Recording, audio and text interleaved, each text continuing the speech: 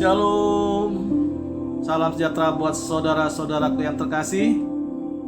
Kita berjumpa kembali di dalam renungan pagi. Saudara-saudara sekalian, marilah kita mendengar firman Tuhan. Sebelum mendengar firman Tuhan, marilah kita bersama-sama berdoa terlebih dahulu.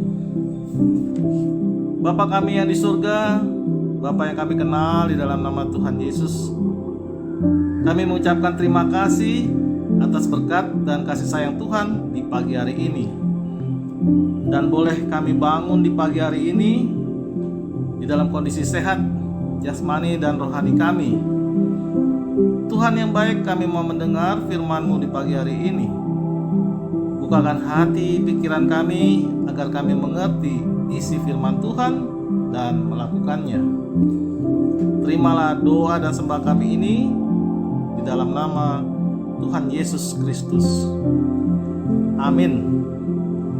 Saudara-saudaraku yang terkasih, renungan di pagi hari ini diambil dari kitab Injil Markus pasal 14 ayat 61 dengan tema rencana untuk menangkap dan membunuh Yesus. Markus pasal 14 ayat 61. Sebab beginilah firman Allah, tetapi ia tetap diam dan tidak menjawab apa-apa. Imam besar itu bertanya kepadanya sekali lagi, katanya, apakah engkau Mesias, anak dari yang terpuji?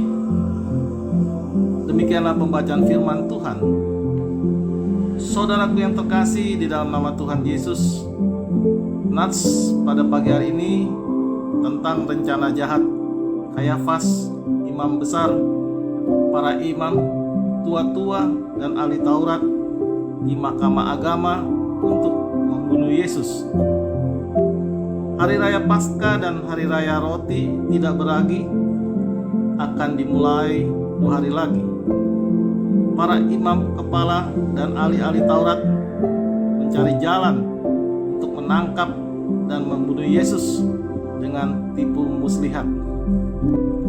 Kita membaca dan mendengar kisah rencana jahat para imam di Mahkamah Agama dari kitab Markus pasal 14 dimulai dari ayat 53 sampai dengan ayat 65. Yesus di hadapan Mahkamah Agama. Kemudian Yesus dibawa menghadap imam besar. Lalu semua imam kepala, tua-tua, dan ahli Taurat berkumpul di situ. Dan Petrus mengikuti dia dari jauh sampai ke dalam halaman imam besar.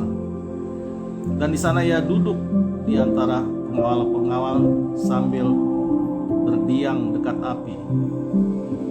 Imam-imam kepala malah seluruh Mahkamah Agama mencari kesaksian terhadap Yesus supaya ia dapat dihukum mati, tetapi mereka tidak memperolehnya. Banyak juga orang yang mengucapkan kesaksian palsu terhadap dia, tetapi kesaksian-kesaksian itu tidak sesuai yang satu dengan yang lain. Lalu beberapa orang naik saksi melawan dia dengan tuduhan palsu ini. Kami sudah mendengar orang ini berkata, aku akan merubuhkan bait suci buatan tangan manusia ini, dan dalam 3 hari akan kudirikan yang lain, yang bukan buatan tangan manusia. Dalam hal ini pun kesaksian mereka tidak sesuai dengan satu dengan yang lain. Maka imam besar bangkit berdiri di tengah-tengah sidang dan bertanya kepada Yesus. Katanya, tidakkah engkau memberi jawab atas tuduhan-tuduhan saksi-saksi ini terhadap engkau?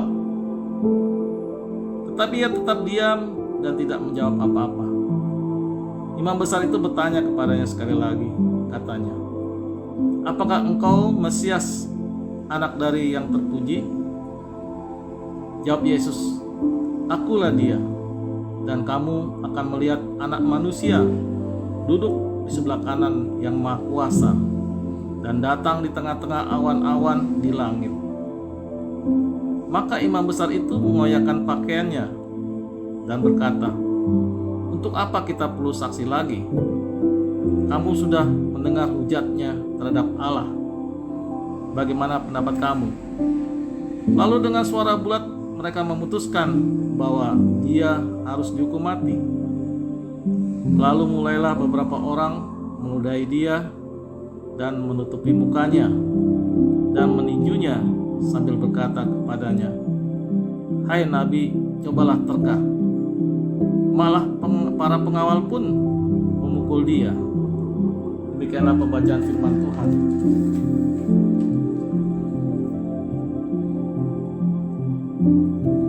Saudaraku, setelah kita mendengar kisah Yesus itu di mahkamah agama, maka kita dapat melihat dengan jelas betapa besar rencana mereka, para imam dan para ahli Taurat, untuk menangkap dan menyalibkan Yesus.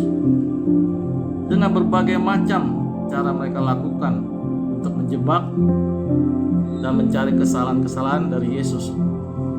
Tetapi tidak ada satupun kesalahan dari Yesus. Kesaksian palsu pun dihadirkan pada sidang mahkamah agama. Mereka menjebak dan menuduh Yesus dengan perkataannya tentang siapa dia. Orang banyak pun bersorak-sorak dan agar Yesus dihukum mati. Dan imam besar dan ahli Taurat langsung mendengarkan permintaan orang banyak itu. Dan mereka pun menjatuhkan hukuman mati kepada Yesus. Di ayat 65 jelas dikatakan di situ. Lalu mulailah beberapa orang meludahi dia dan menutupi mukanya dan meninjunya sambil berkata kepadanya, "Hai Nabi, cobalah terka." Malah para pengawal pun memukul dia. Yesus hanya diam menghadapi penderitaan itu. Walaupun disiksa dan dicaci maki, Yesus tidak melawan mereka. Maka genaplah kepatuhan dan ketaatan yang diperbuat Yesus. Walaupun berat dan sakit penderitaan yang dialami Yesus, bahwa Yesus mengajarkan kepada kita agar tunduk dan taat kepada Allah, walaupun menghadapi penderitaan. Saudaraku, di pagi hari ini, marilah kita menerima pengajaran dari Yesus dengan menenangkan diri dari berbagai macam persoalan dan serahkanlah kepada Allah segala persoalan yang kita hadapi. Amin. Tuhan Yesus memberkati. Kita tutup renungan pagi hari ini dengan berdoa. Terima kasih Tuhan atas firman-Mu di pagi hari ini. Ajari kami ya Tuhan, agar kami selalu setia dan selalu percaya kepadamu di dalam menjalani kehidupan dan aktivitas kami sepanjang hari ini. Pada pagi hari ini kami juga berdoa untuk orang atau saudara-saudara yang tertimpa sakit penyakit pandemi virus Corona 19 ini. Berilah kesembuhan agar saudara-saudara yang terkena penyakit tersebut sembuh. Juga kami berdoa di dalam kondisi ekonomi yang sulit. Saudara-saudara kami yang kesulitan ekonomi akibat pengangguran, akibat kesulitan karena keuangan mereka, tidak ada pekerjaan, terutama fakir miskin, dekatilah mereka. Juga kami berdoa untuk negara dan bangsa kami, agar negara kami ini aman, terkendali di bawah pimpinan Presiden dan jajarannya. Tuhan, banyak sekali kami memohon meminta berkat Tuhan. Berkatilah kami dan dengarlah doa kami. Di dalam nama Tuhan Yesus Kristus. Amin.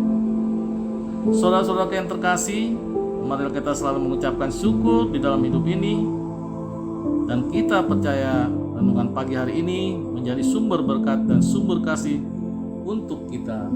Shalom.